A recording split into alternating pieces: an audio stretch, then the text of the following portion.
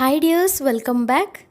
അപ്പോൾ ഇന്നത്തെ special China ഗ്രാസും ജലറ്റിനും ഒന്നും ഉപയോഗിക്കാതെ ഉണ്ടാക്കിയെടുക്കാൻ പറ്റിയ നല്ലൊരു പുഡിങ്ങിൻ്റെയാണ്. കപ്പ വെച്ചിട്ടാണ് ഈ ഒരു പുഡിങ് തയ്യാറാക്കിയിട്ടുള്ളത്. അപ്പോൾ കപ്പയാണ് ഇതിൽ ചേർത്തിട്ടുള്ളതെന്ന് മനസ്സിലാവേ ഇല്ല. നല്ല ടേസ്റ്റാണ്.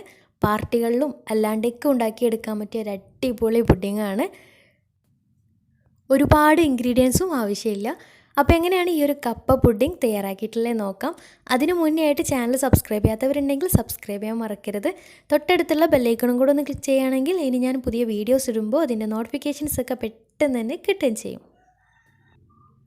അപ്പോൾ ഈ ഒരു പുഡിംഗ് തയ്യാറാക്കിയെടുക്കാൻ വേണ്ടിയിട്ട് ആദ്യം തന്നെ വേണ്ടത് ചെറിയൊരു കഷ്ണം കപ്പയാണ്.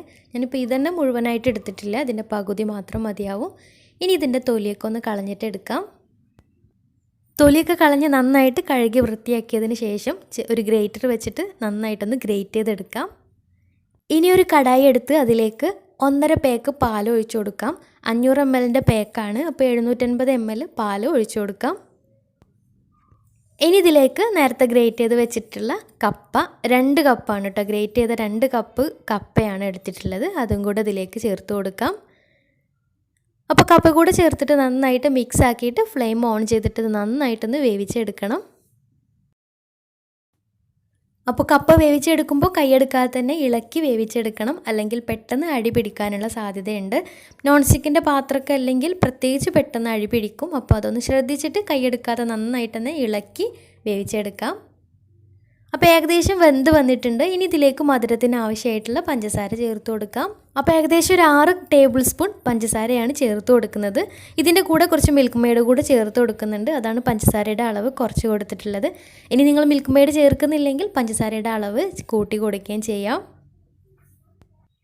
അപ്പോൾ കപ്പൊക്കെ ഏകദേശം നന്നായിട്ട് തന്നെ വെന്ത് കിട്ടിയിട്ടുണ്ട്. അതിൻ്റെ ആ ഒരു പച്ചച്ചുവൊക്കെ ഒന്ന് മാറിയിട്ട് നല്ല സോഫ്റ്റായിട്ട് കിട്ടും. ആ കപ്പ ടേസ്റ്റ് ചെയ്ത് നോക്കുന്ന സമയത്ത് ആ ഒരു പച്ചച്ചുവൊക്കെ മാറിയിട്ട് നല്ല സോഫ്റ്റായിട്ട് കിട്ടുമ്പോഴാണ് അത് കറക്റ്റായിട്ട് വെന്തിട്ടുണ്ടാവുക. ഇനി ഇതിലേക്കൊരു 1/4 കപ്പ് മിൽക്ക് മെയ്ഡ് കൂടെ ചേർത്ത് കൊടുക്കുന്നുണ്ട്. മിൽക്ക് മെയ്ഡ് ചേർക്കണം നിർബന്ധമൊന്നുമില്ല. മിൽക്ക് മെയ്ഡ് കൂടെ ചേർക്കുകയാണെങ്കിൽ നല്ലൊരു ടേസ്റ്റാണ്.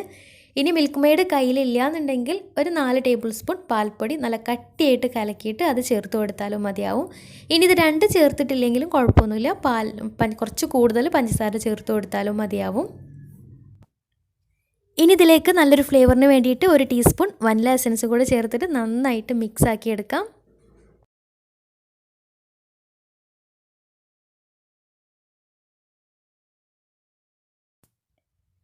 ഇനി ഇതിലേക്ക് കറക്റ്റ് സെറ്റായിട്ട് കിട്ടാൻ വേണ്ടിയിട്ട് ഒരു ബൗളിലേക്ക് 2 ടേബിൾ സ്പൂൺ കോൺഫ്ലോർ കുറച്ച് പാലിൽ നന്നായിട്ട് മിക്സ് ആക്കിയിട്ട് ഇതിലേക്ക് ചേർത്തിട്ട് നന്നായിട്ടൊന്ന് വേവിച്ചെടുക്കുന്നുണ്ട്.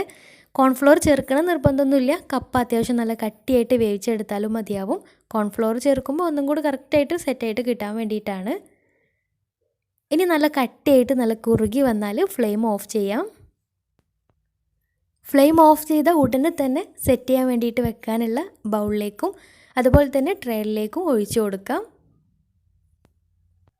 ഞാനിപ്പോൾ ഇതുപോലെ ചെറിയൊരു ബൗളിലും അതുപോലെ തന്നെ ഒരു ഗ്ലാസിൻ്റെ പ്ലേറ്റിലുമാണ് സെറ്റ് ചെയ്യാൻ വേണ്ടിയിട്ട് വെക്കുന്നത്. ഇനി ഇതൊന്ന് ചൂടാറിയതിന് ശേഷം ഫ്രിഡ്ജിൽ വെച്ചിട്ട് ഒരു 4-5 മണിക്കൂറെങ്കിലും സെറ്റായതിന് ശേഷം പുറത്തേക്ക് എടുത്തിട്ട് സെർവ് ചെയ്യാം. അപ്പോൾ ഇത് നല്ല ക്രീമി ആയിട്ടുള്ള പുഡിങ്ങാണ്, നല്ല ടേസ്റ്റാണ്. പിന്നെ മുന്നേ ചൈന ഗ്രാസ് വെച്ചിട്ടും ഈ ഒരു പുഡിങ് തയ്യാറാക്കിയിട്ടുണ്ടായിരുന്നു. അപ്പോൾ ചൈന ഗ്രാസിൻ്റെ ആവശ്യമൊന്നുമില്ല, കോൺഫ്ലോർ വെച്ചിട്ട് തന്നെ റെഡിയാക്കി എടുക്കാവുന്നതേ ഉള്ളൂ. അപ്പോൾ ഇതൊരു 6 മണിക്കൂറിന് ശേഷം പുറത്തെടുത്തിട്ടുള്ളതാണ് കേട്ടോ. നല്ല കറക്റ്റായിട്ട് നല്ല സെറ്റായിട്ട് കിട്ടിയിട്ടുണ്ട്. ഇനി വേണമെന്ന് ഇങ്ങനെയും സെർവ് ചെയ്യാം, അല്ലെങ്കിൽ ഇത് ഫ്ലിപ്പ് ചെയ്തിട്ട് വേറൊരു ബൗളിലേക്ക് ഫ്ലിപ്പ് ചെയ്തിട്ട് അങ്ങനെയും ചെയ്യാം. പിന്നെ ഡെക്കറേറ്റ് ചെയ്തെടുക്കാൻ വേണ്ടിയിട്ട് കുറച്ച് തേങ്ങ ചിരകിയത് ഒരു പാനിലേക്ക് ഇട്ടിട്ട് കുറച്ച് പഞ്ചസാര ഇട്ടിട്ട് ഒന്ന് നല്ല ബ്രൗൺ കളറാക്കി എടുത്തിട്ടുള്ളതാണ്. അപ്പോൾ അത് സൈഡിലും മുകളിലായിട്ട് കുറച്ച് വെച്ച് കൊടുത്തിട്ടുണ്ട്. ഇനി നട്ട്സ് ഉണ്ടെങ്കിൽ നട്ട്സ് വെച്ചിട്ടും ഡെക്കറേറ്റ് ചെയ്യാം. ഇഷ്ടമുള്ള രീതിയിൽ ചെയ്തെടുക്കാം.